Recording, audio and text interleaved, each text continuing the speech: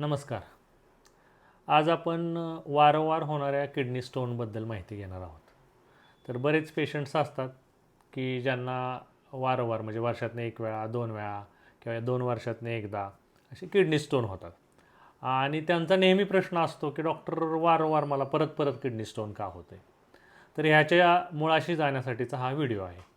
तर ह्यामध्ये पहिली चूक काय असते, तर जेव्हा पेशंटला किडनी स्टोन तयार होतो आणि पेशंट सोनोग्राफी करून येतो, तेव्हा सोनोग्राफी केलेली असते तेव्हा पेशंटला त्रास होत असतो, पोटात दुखत असतं. मग डॉक्टर ट्रीटमेंट देतात.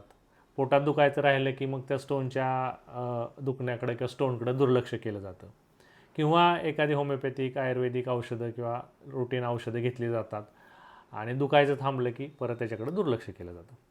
यामध्ये काय होतं की मग सोनोग्राफी परत केली जात नाही. मग तो स्टोन परत येऊन आपल्याला 2 वर्षानं 6 महिन्यानं त्रास दिलेला आहे का तो स्टोन पडलेला आहे, नवीन स्टोन तयार झालेला आहे, हे आपल्याला समजण्यास अवघड जाते. त्यामुळे कोणत्याही मुतखड्याची ट्रीटमेंट घेण्याचं बेसिक तत्त्वज्ञान असं आहे की तुम्ही पहिली सोनोग्राफी केली, तुम्ही कोणत्याही डॉक्टरकडून ट्रीटमेंट घ्या. त्यांनी सांगितल्यानंतर 2 महिन्यानं, 3 महिन्यानं, 4 महिन्यानं, 6 महिन्याच्या आत तरी सोनोग्राफी, एक्स-रे किंवा सी टी स्कॅन करून घ्यावा. म्हणजे तुमचा पहिलाच स्टोन आहे तसाच राहिला आहे, तो वाढला आहे, तो पडला आहे, हे लक्षात येईल. त्यानंतर मग जर स्टोन परत परत आला असेल तर मग आपल्याला त्यानुसार उपचार करता येतात किंवा त्याचं निदान करता येतं. आलं लक्षात. तर पहिली चूक ही असते बेसिकली. पुढं काय होतं, तर स्टोन वारंवार का होतात, तर आपण ह्याची पहिल्यांदा कारणे बघूया. तर पहिलं असतं की मेटाबॉलिक कारणं. मेटाबॉलिक म्हणजे काय की चयापचयामुळे होणारी कारणं. तर त्यात असतं हायपरयुरेसिमिया, म्हणजे युरिक ॲसिड जास्त असणं. युरिक ॲसिड जास्त असल्यामुळे युरिक ॲसिडचे स्टोन होतात. नंतर असतं हायपरकॅल्सिमिया, म्हणजे कॅल्शियम जास्त असणं. शरीरातलं कॅल्शियम जास्त असेल तर मग कॅल्शियमचे स्टोन जास्त तयार होतात. नंतर असतं की हायपर ऑक्झिलेट युरिया, म्हणजे युरिनमध्ये ऑक्झिलेटचं प्रमाण जास्त असणं किंवा आहारात ऑक्झिलेटचं प्रमाण जास्त असणं, किंवा मेटाबॉलिक डिसिजेसमुळं आहारात ऑक्झिलेटचं प्रमाण जास्त असल्यामुळे लघवीमध्ये ऑक्झिलेट जास्त जातात आणि त्याच्यामुळं स्टोन तयार होतात.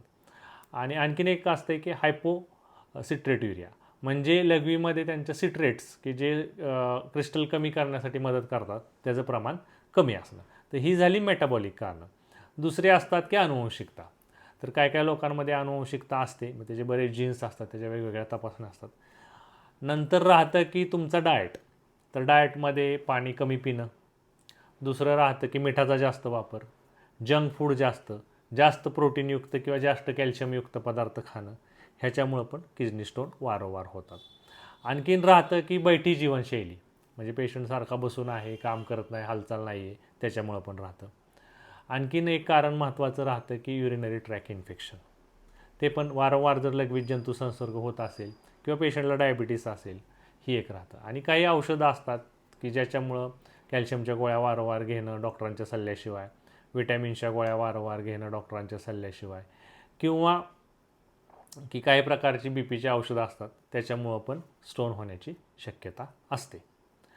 नंतर आपण ह्याच्या तपासण्याबद्दल बोलूया की बाबा काय तपासण्या केल्या की आपल्याला कळतं की पेशंटला वारंवार किंवा तोच खडा आहे. तर पहिलं असतं सोनोग्राफी, एक्स-रे आणि सी टी स्कॅन. हे स्टोन आहे का नाही ह्यासाठीच्या तपासण्या असतात. त्याच्या तुम्ही अंतरानं केल्या तर तो परत परत होतोय का नाही हे लक्षात येतं.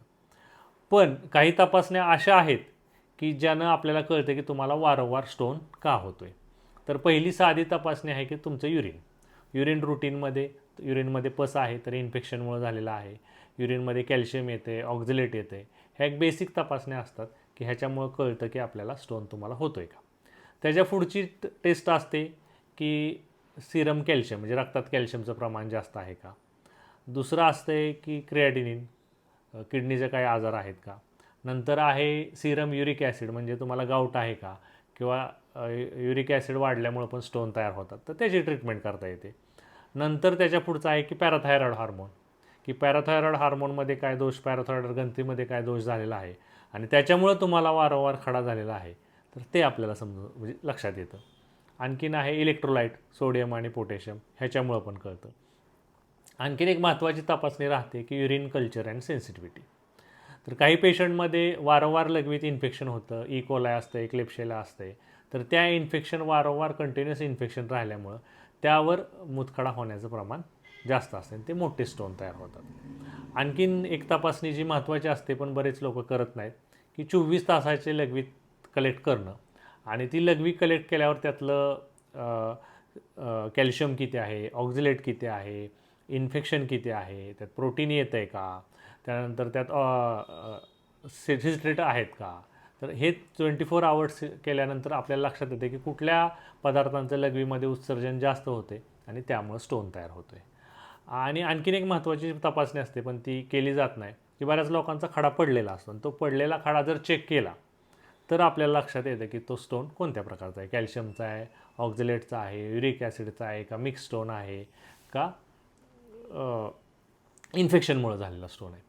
तर अशा प्रकारे व्यवस्थित तपासण्या करून व्यवस्थित निदान करूनच कळतं की आपल्याला वारंवार स्टोन का होत आहेत आणि मग आपण त्या निदान केल्यानंतर योग्य प्रकारचे होमिओपॅथिक औषध दिल्यानंतर बऱ्याच पेशंटचे वारंवार होणारे किडनी स्टोन आपण बरे करतो.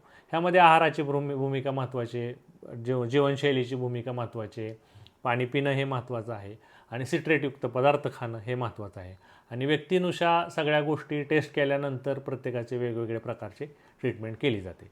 तर अशा प्रकारे हा आपण व्हिडिओ बनवला आहे की जेणेकरून आपल्याला कळेल की वारंवार मुतखडे का होत आहेत. धन्यवाद.